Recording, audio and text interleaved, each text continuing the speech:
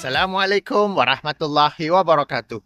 Pagi ini saya sedang bersenam, berjalan laju, brisk walking ya. Dan sambil itu ingin saya berkongsi sedikit tips kepada para penonton yang dirahmati Allah sekalian. Sebab dalam YouTube dia ada satu page khas yang mana pihak YouTube akan menerangkan kepada account holder yang ini saya tentang apakah purata umur para penonton yang mengikuti video-video saya ya. Jadi kebanyakan yang mengikuti video-video saya umurnya antara 50 ataupun 60 ke atas. Ringkasnya 50 ke atas lah. Yang bawah tu kurang ya. Jadi bayar-bayar saya lah. Saya ni Alhamdulillah sekarang ni 52. Nampak macam 62. Maka saya ingin berkongsi sedikit tips kepada para penonton khasnya yang umur 50 ke atas. Kalau yang lebih muda nak ikut pun boleh juga ya. Apakah tips itu? Tips itu ialah untuk kita sentiasa menjaga kesihatan ya. Sebagai contoh, saya ini dalam komen-komen yang saya dapat ada saja yang menulis ya, kata ni dah tua-tua ni duduk diam lah kan. Ada pula yang kata dah nak mampus tu, beribadat sajalah, apa dah buat video ni dan sebagainya dan sebagainya. Sebenarnya bila kita dah tua ni kita perlu kekal aktif supaya kita tetap dalam keadaan sihat insya-Allah dengan izin Allah ya. Jadi antara yang saya lakukan untuk tetap sihat ialah beberapa ya. Pertama sekali ialah menjaga makanan, makanan dan minuman. Jadi itu memang sangat penting, menjaga gizi pemakanan, menjaga minuman, kurangkan gula dan semua itu. Yang nombor dua ialah banyak berpuasa. Okey, banyak berpuasa sunat. Dan yang ketiga ialah bersenam. Bersenam ni pula dua. Satu ialah bersenam fizikal, macam yang sedang saya lakukan sekarang ini. Sesiapa yang biasa bersenam akan tahu bahawa jika kita sedang berjalan laju, sekarang ni berjalan laju ni, mungkin kalau tak nampak laju sebab kamera ni dia ada stabilizer, okay? Dia panggil stabilizer yang kalau goyang-goyang tu dia akan bagi nampak macam tenang saja, okay? Sebab dia action camera kan. Jadi sekarang ni saya sedang berjalan laju ataupun brisk walking. Pada waktu yang sama saya sedang bercakap. Sebab bagi orang yang mungkin kurang bersenam, bila bersenam ataupun berjalan laju sambil bercakap, cakap pula cakap kuat sebab saya tak pakai mikrofon ni. Saya cakap terus kalau pakai kamera, tak ada gantung mana-mana mikrofon. Kita kena cakap kuat. Bila sambil berjalan laju, bercakap kuat akan cepat, akan mudah sesak nafas ataupun pendek nafas ataupun okey. Jadi ini sendiri satu latihan bagi saya. Kadang saya pegang kamera macam ni, kadang saya jalan sambil ada drone. Ianya sebagai satu latihan bagi saya untuk keep fit, di mana berjalan dan pada waktu yang sama bercakap.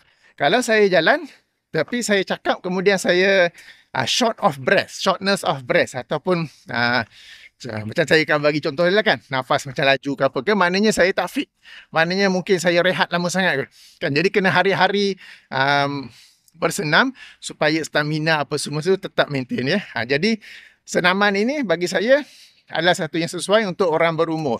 Saya tak recommend sangat lari ataupun jogging, walaupun kadang-kadang saya memang ada jogging juga.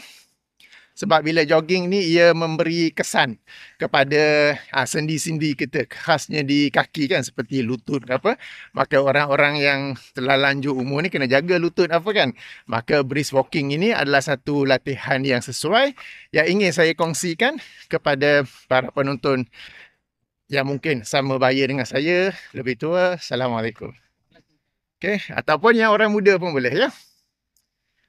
Jangan jalan biasa, tetapi jalan laju. Okay, yang disebut sebagai brisk walking.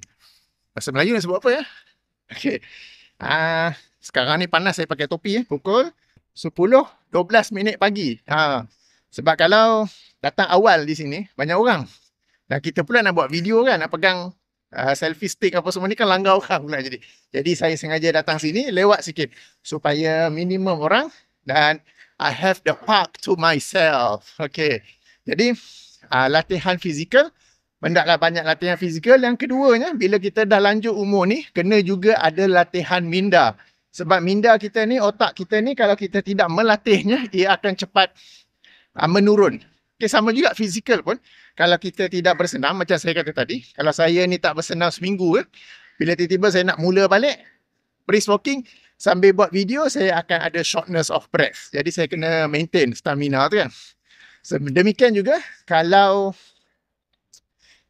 minda kita, kalau kita tidak berterusan melatihnya, maka ia akan menjadi slow atau apa yang orang kita sebut sel-sel tidak berhubung. Okay? Jadi apabila saya membuat video, ia sebenarnya adalah satu bentuk latihan minda. Sebab nak buat video, sebelum buat video, kena buat research. Kecuali mungkin video ni lah kan. Sebelum nak buat video khasnya video react. Kita nak kata orang salah, mestilah buat kajian dulu kan. Tak boleh main tembak je kata orang salah. Tengok-tengok orang tu dah salah, kita yang salah. Okay. Jadi nak buat video khasnya video react, kena buat research dulu. Kena buka kitab apa semua dulu kan. Kemudiannya nak kena susun struktur video tu. It is not what you say, but how you say it. Kadang-kadang kita ada maklumat yang banyak, kita ada data yang banyak, dalil ada, hujah ada, qaul ulama ada. Tapi bila kita menyampaikannya dengan cara yang berterabur, orang tak faham. So defeat the purpose kan. Jadi first buat research, nombor dua menyusun dengan cara yang kemas, dan ketiga untuk bercakap. Dan bercakap ni pun otak tu sentiasa ligat, sentiasa aktif supaya kita cakap benda yang betul. Kadang-kadang tersasul, kadang-kadang salah cakap kan. Jadi semua-semua ni adalah latihan minda yang penting apabila kita telah berumur lanjut.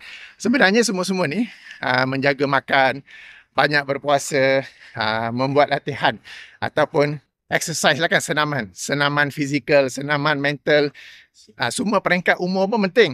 Tetapi bagi yang macam baya-baya saya ni, 50 ke atas, ia menjadi lebih penting lagi. Jadi melalui video ini, saya kongsi tips supaya kita semua melazimkan diri menjaga kesihatan. Sebab apa? Sebab supaya dengan itu kita tetap dapat beribadah kepada Allah Subhanahu Wa Taala. Kita tetap dapat membaca Al-Quran, kita tetap dalam keadaan yang berminda tajam kan. Sebenarnya dari aspek lain, kalau kita lihat ibadah-ibadah dalam Islam, ia bukan sekadar kekhusyukan rohani, kekhusyukan minda, tetapi juga pergerakan fizikal. Solat kan, ada berdiri, ada rukuk, ada sujud, ada duduk antara dua sujud, itu semua pergerakan fizikal. Puasa pun memang banyak medical benefitsnya. Kemudian haji atau umrah, tawaf, sa'i, kita kena fit baru boleh tawaf 7 round, terus solat 2 rakaat belakang makam Ibrahim, terus continue dengan sa'i kan. Kita mesti fit dalam keadaan kesihatan yang bagus lah. Okay. Memang ada option untuk naik skuter elektrik ke, orang tolak ke kan. Tapi kalau kita tengok ibadah-ibadah dalam Islam ini memang menekankan supaya kita ini dalam keadaan sihat. Jadi ini sedikit video ringkas sebagai perkongsian saya. Moga-moga kita semua dalam keadaan sihat. Ini adalah usaha kita ya. Kalau Allah takdirkan kita ke siapa sakit ke apa, itu di luar kawalan kita, tetapi sekadar yang kita usaha, sekadar yang kita ikhtiarkan, jadi ayo kita menjaga pemakanan, kita selalu puasa dan kita selalu bersenam, berlatih, bersenam fizikal dan juga mental. Jangan duduk je. Bila duduk saja, that is the recipe for you to go down physically and mentally. Baik, demikian sedikit perkongsian. Subhanakallahumma wa bihamdika asyhadu an la ilaha illa anta astaghfiruka wa atubu ilaika. Assalamualaikum warahmatullahi wabarakatuh. Dah satu pusingan besar tu. Kan? So saya jalan laju tapi kamera ni dia bagi steady, macam tak perasan sangatlah. Okey.